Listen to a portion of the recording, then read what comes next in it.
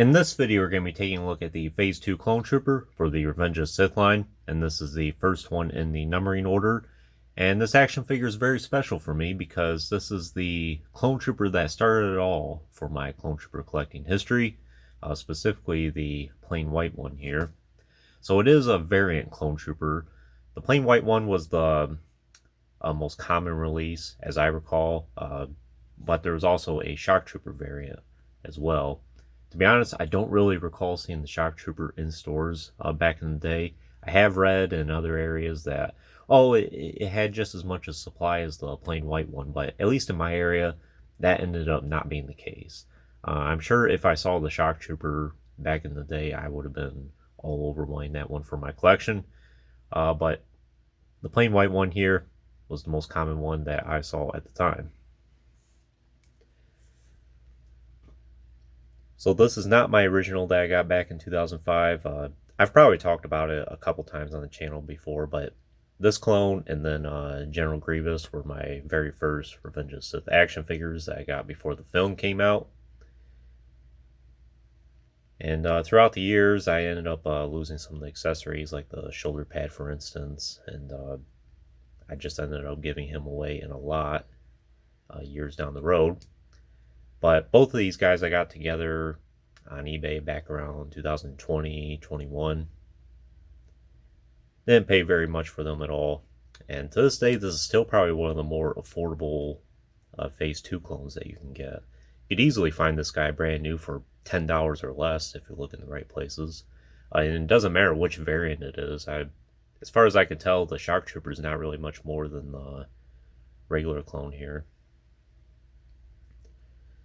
So as you can see, he is very similar to the antenna mold clone. I would say for the most part, it's pretty much the same as the antenna mold, other than in the torso here. And he does have an action feature. Well, let me try it here real quick. Unfortunately, he doesn't really hold the rifle too well. We'll do the best we can. So you just squeeze the legs together, and he does this quick draw motion. And it's much better if he holds it with two hands. I know a lot of people don't like the action features, but you know, if Hasbro was to incorporate it into an action figure, this is probably the best way they could do it because it's much more subtle. There's not like a wheel on the back or a pin or anything like that. Barely even tell he's got an action feature. Helmet sculpt is really good. There is no removable helmet underneath. It's perfectly fine. I think the proportions on it look good. The paint apps look good. The visor looks good. Something that Hasbro is hit or miss on these days is some of the visors look good and then others don't. Back in the day, they seem to be consistently good about it. It does have the blue hash marks on each side here.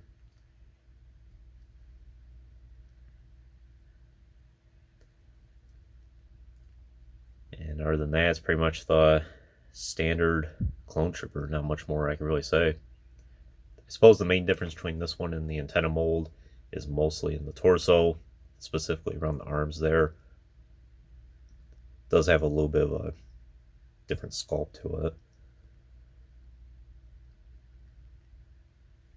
In terms of articulation, he's really good, but he has a ball joint at the head and hinged shoulders. Even with the action feature, it's not a hindrance at all.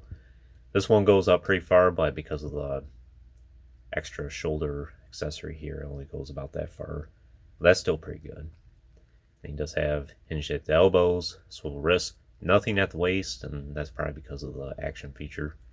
It does have swivel hips, then hinged knees, and hinged ankles.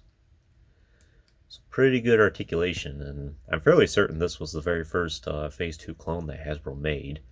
If it's not, it's definitely one of the first.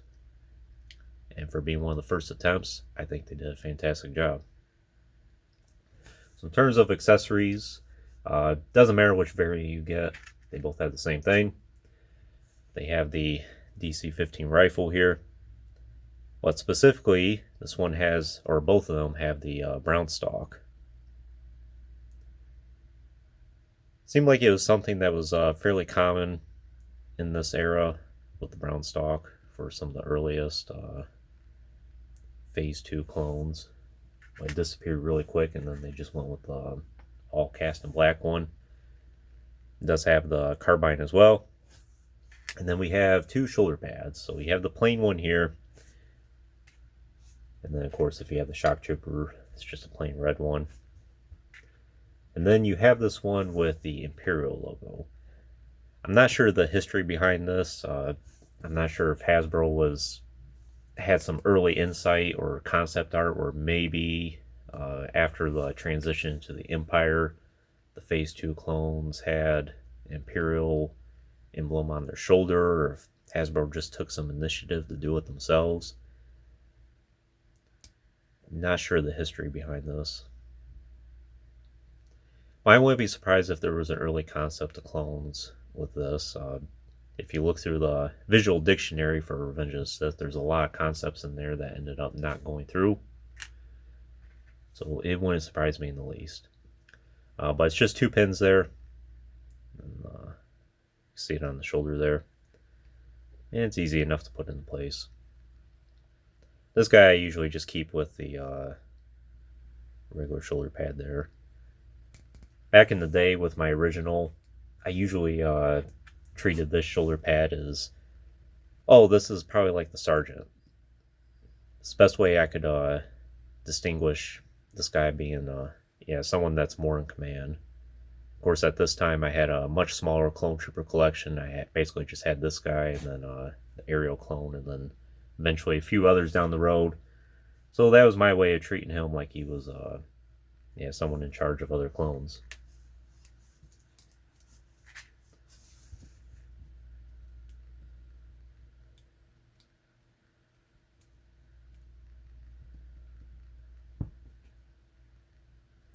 And compare him to some of the other Phase 2 white clones.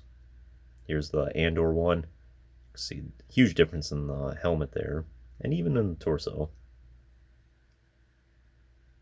Still a big fan of this 2005 sculpt.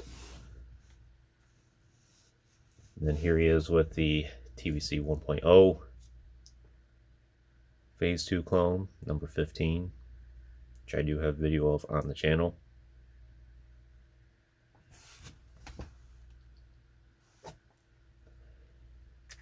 Then we'll talk more about the shock trooper here. I will be showing this one off again in the next few videos. But we'll do a quick comparison of the two. So for the first shock trooper, I think Hasbro did a fantastic job on this. The red hash marks of the visor there look really good. The paint's really crisp. I think it's pretty accurate. The red looks good, and he does blend in extremely well with the antenna mold shock trooper. Of course, he doesn't have the antenna on the back here. And he does have the hinge there cast in black instead of painted in red. Other than that, they're pretty similar. Of course, he does have the action feature as well. The Imperial logo.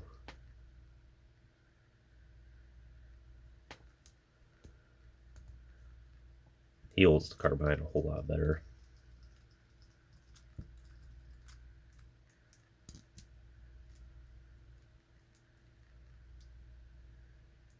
Same accessories, same articulation, just a different paint job.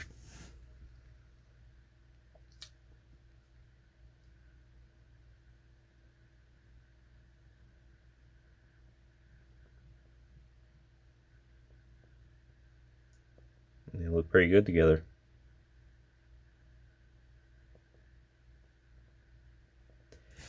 Well, I think that's all I can really tell you about this clone here. Yeah, that's one more thing, is on a stand they fit okay, but it's definitely not the best. You can see it has a little bit of that gap there. Definitely fits better on the antenna mold for the peg there. But would I recommend this clone for your collection? I definitely would. If you're a person that's on a budget and you want to army build some Phase 2 clones, this is definitely one of the best contenders that you can get. As I said, you could probably find it brand new or even loose, less than $10 for both variants. And it's just a very easy Phase 2 clone to Army build. And, you know, it's really close to the antenna mold, and he blends in, or both of them blend in great with all the other clone molds out here. It's just a great clone trooper to have, and I'm happy that they have a long history in my clone trooper collection. What else can I say? And just happy to have both variants now as well.